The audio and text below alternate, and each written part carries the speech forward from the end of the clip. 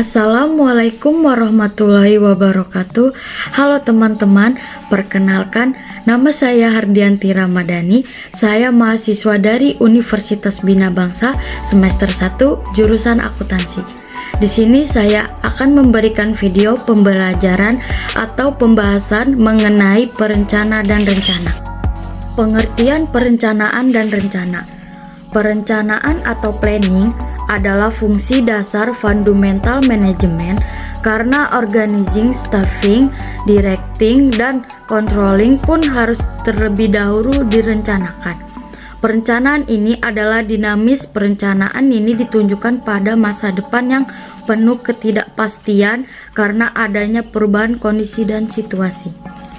Hubungan perencanaan atau planning dengan rencana plan yaitu diproses oleh perencana atau planner. Hasilnya menjadi rencana plan. Perencanaan adalah suatu proses untuk menentukan rencana, produk, dan perencanaan adalah rencana. Dalam suatu rencana ditetapkan tujuan yang ingin dicapai dan pedoman-pedoman untuk mencapai tujuan itu. Adapun maksud perencanaan atau purpose of planning. A. Perencanaan adalah salah satu fungsi manajer yang meliputi seleksi atau alternatif tujuan, kebijaksanaan, prosedur, dan program. B. Perencanaan pada asasnya adalah memilih dan persoalan perencanaan timbul jika suatu alternatif cara bertindak ditemukan. Perencanaan sebagian besar merupakan usaha buat hal-hal terjadi bagaimana yang dikehendaki. D. Perencanaan adalah suatu proses pemikiran, penentuan tindakan-tindakan secara sadar berdasarkan keputusan-keputusan menyangkut tujuan, fakta, dan ramalan. E. Perencanaan adalah usaha menghindari kekosongan tugas, tumpang tindih, dan meningkatkan efektivitas potensi yang dimiliki. Selanjutnya ada tujuan perencanaan atau objective of planning. A. Menentukan tujuan, kebijakan prosedur dalam program serta memberikan pedoman cara-cara pelaksanaan yang efektif dalam capai tujuan. B. Menjadikan tindakan ekonomis karena semua potensi yang dimiliki terarah dengan baik kepada tujuan. C. Perencanaan adalah suatu usaha untuk memperkecil resiko yang dihadapi pada masa yang akan datang. D. Menyebabkan kegiatan-kegiatan yang dilakukan secara teratur dan bertujuan. E. Memberikan gambaran yang jelas dan lengkap tentang seluruh pekerjaan. F. Membantu pengguna suatu alat pengukur hasil kerja. G. Menjadi suatu landasan dan pengadilan.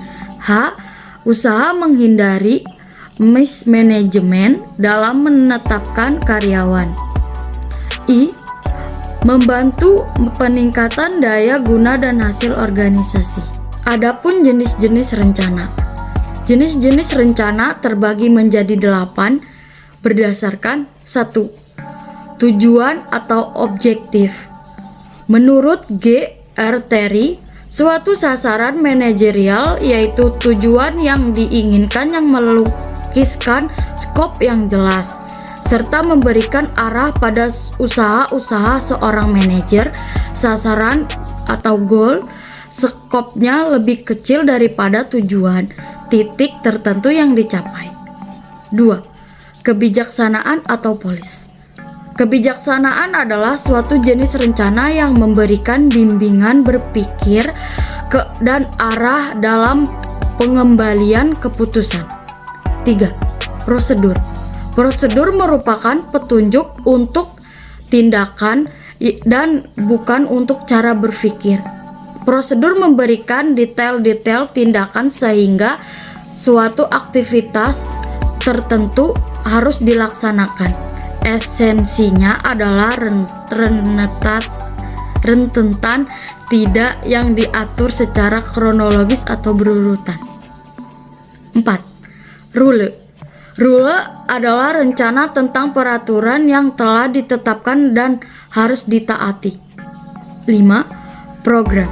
Program adalah suatu rencana yang pada dasarnya telah menggambarkan rencana yang konkret. 6. Budget.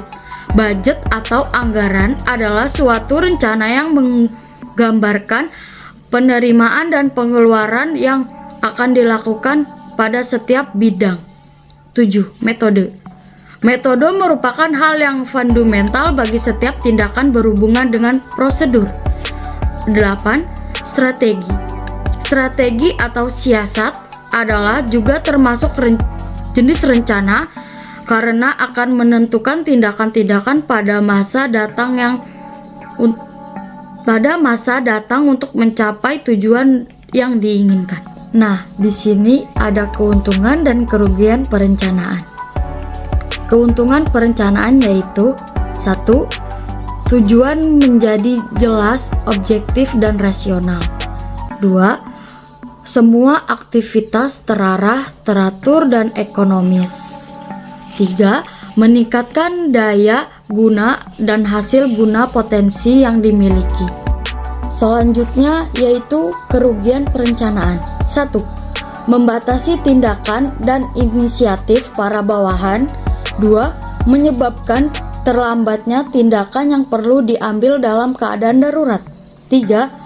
Informasi yang dibutuhkan untuk meramalkan masa yang akan datang belum tentu tepat, sehingga manajer tidak akan dapat secara pasti meramalkan apa yang akan terjadi pada masa yang akan datang. Selanjutnya ada juga jangka waktu. 1. Rencana jangka panjang atau long term planning, waktunya lebih dari 5 tahun.